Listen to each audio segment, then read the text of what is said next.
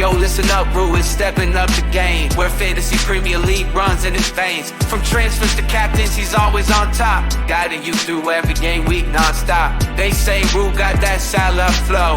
Welcome to the channel, enjoy the show. Wild cards, free hits with so much vibe. If you're hunting for success, then make sure you subscribe. G'day mate, welcome back to the channel. My name's FPL Rue and welcome back to another FPL video. In today's video, this is the team selection for game week 8. First of all though, if you are new to the channel, please make sure you do subscribe and smash a like on this video too. Before we start, we'll have a look back at game week 7. Pretty bad game week, I'd say, so 46 points. My rank dropped basically by half, so ended up on about 540,000. Not the best. I did gain some mini league rankings, which was strange, but yeah, not the best for overall rank. In terms of point scorers and looking at my team, no one really did well. Estupinan with a double with the own goal for a -2.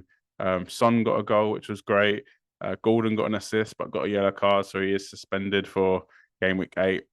Saka with a goal who wasn't going to play, so that really happy with that one.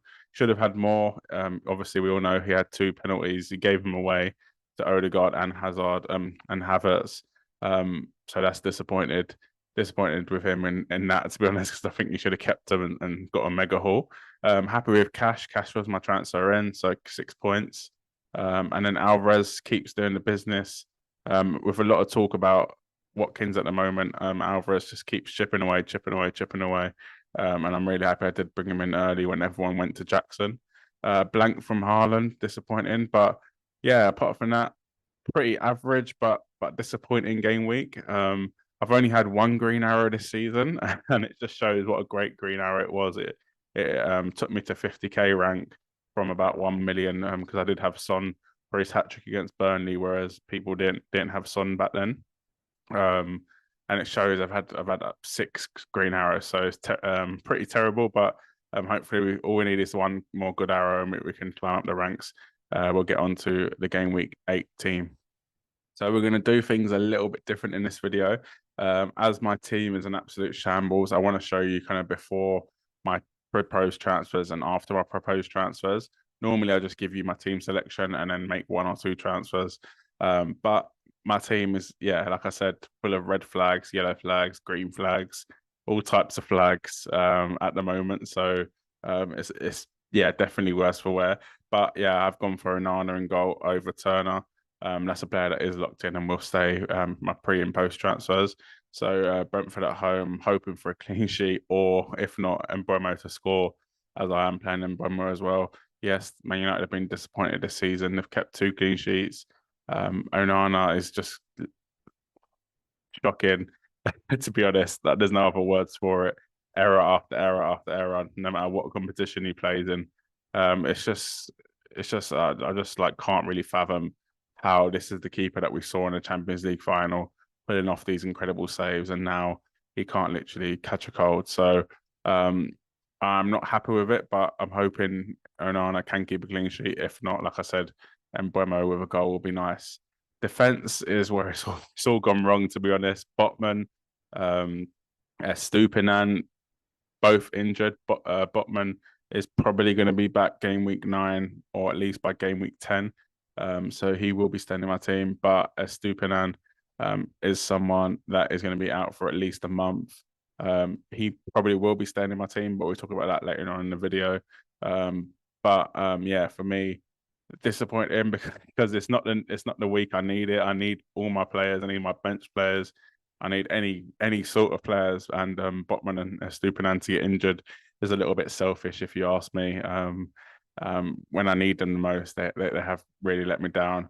Especially Botman, as I've only had him for a week or 2 weeks, and I could have afforded Trippier instead, and I didn't go for it. So I guess it's my fault for not going for Trippier.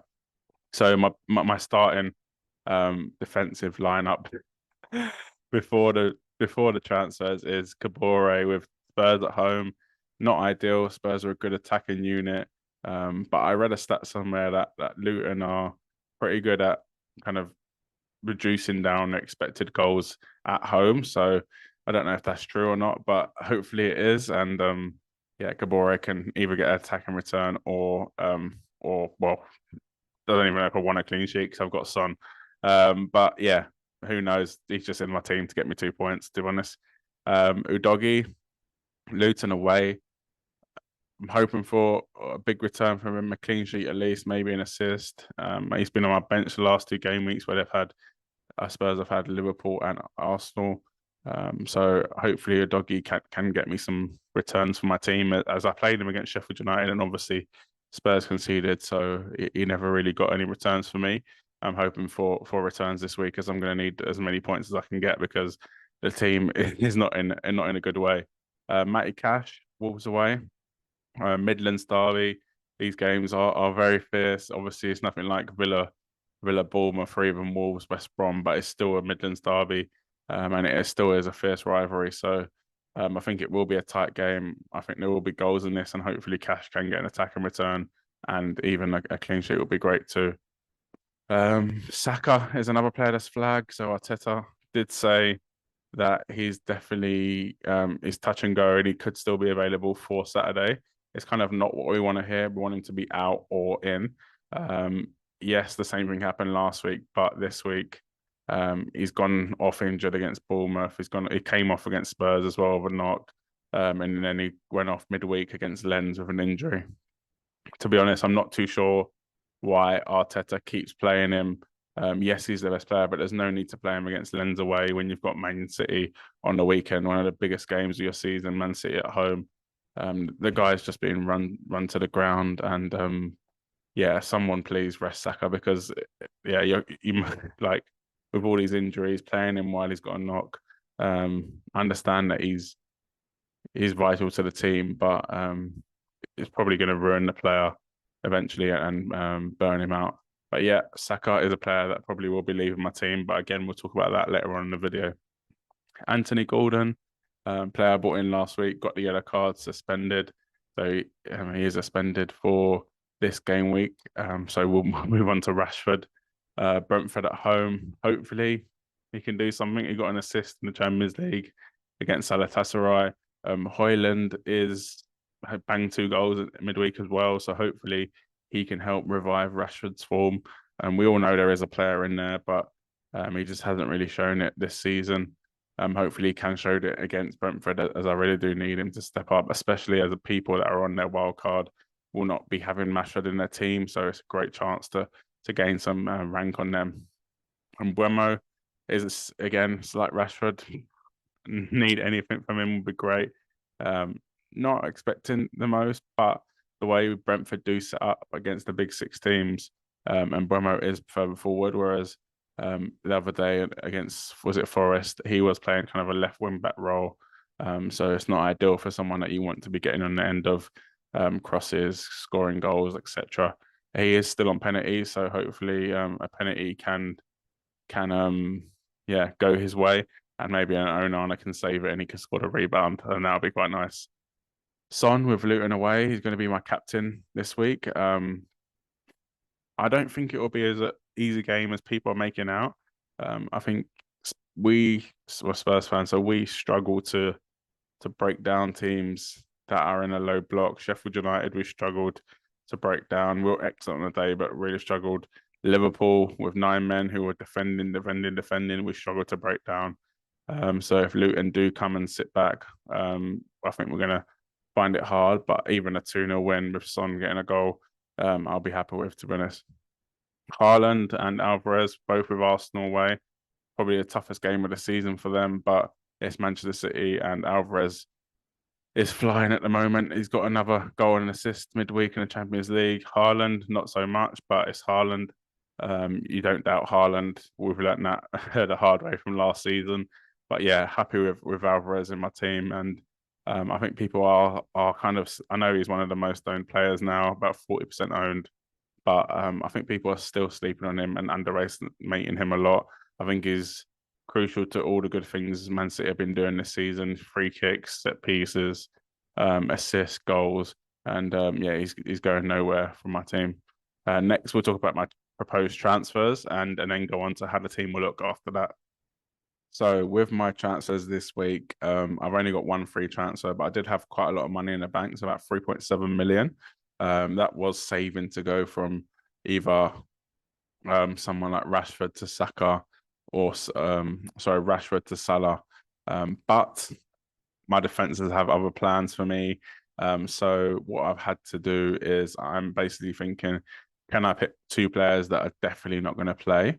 And can they give me more attacking threat on the pitch, basically? So if I did go from Rashford to Salah, that will still leave me with only four midfielders as Gordon is injured. Well, probably less three because I've got Saka as well. But if I went from Saka to Salah, I just can't afford that, and it would still leave me with four midfielders. So what my proposed transfers is to take out Bama and Saka. So two players that are probably not going to be playing, even if Saka is. It's City at home. It's a tough game. To bring in Maddison and Darwin. Yes, I do think Salah is a better option than Darwin, but for a 2-week punt, I'll probably play my wildcard in game week 10, 11. I think he's going to play. So that's why I've decided to propose that transfer. Maddison, like I said, Luton at home, Luton away. Then they got Fulham at home, Palace away. He's integral to all good things Spurs are doing at the moment, set pieces, etc., etc. So that's why I've gone for this route. I could have obviously taken out Botman, taken out a Stupinan, but I'm going to be taking a -4 for this transfer, and I feel like using it on a defender is not the best way to maximise that. With a midfielder, they can get a goal and that's paid back instantly. They can get an assist that's paid back, even if they just keep a clean sheet, that's only 1 point behind being paid back. So there's more of a chance of the transfer, the -4, to be paid back. That's why I think I'd be going for the attacking options rather than subbing out a defender. Let's get onto my team and I'll explain a bit more about how that's going to work. As you can see on the screen, the defense and goalkeeper are the same, but I have brought in the Maddison and Darwin in to reflect the team. The bench is looking all reds, shocking. Botman not going to play, Stupinan not going to play, Gordon not going to play. So it doesn't really look that good at the moment. But with this, I have got a chance to repay that 4 points, and I'm kind of being aggressive with it. Yes, Kabore is probably going to get me 2 points. But say if I do bring another player, he could only get me 2 points as well. And that gives me less chance of repaying the points here. So it's kind of a bit of an aggressive way to play, going for the upside rather than going for what your team needs, if that makes sense. I'm also hopeful Botman will be back after the international break, so he'll go straight into the team. And then I could make a transfer to take out a Stupinan as well. Another option is to completely ignore this and do Saka to Salah and do either Gordon to Neto or a Stupinan to a Kufau or someone like that. Again, it's putting all my eggs in the Salah basket. I'm not getting Maddison, and I'm only playing with 4 midfielders, and I'm going to be playing with an extra defender. For me, I think I'd rather have that extra forward, have that extra midfielder as well. So, etc. midfielder, forward attacker, just to have the upside of trying to get more points, trying to pay back the points hit as well. Please let me know what you think of my transfers. Let me know your transfers below too, and smash a like on this video and subscribe to the channel. And good luck for the game week.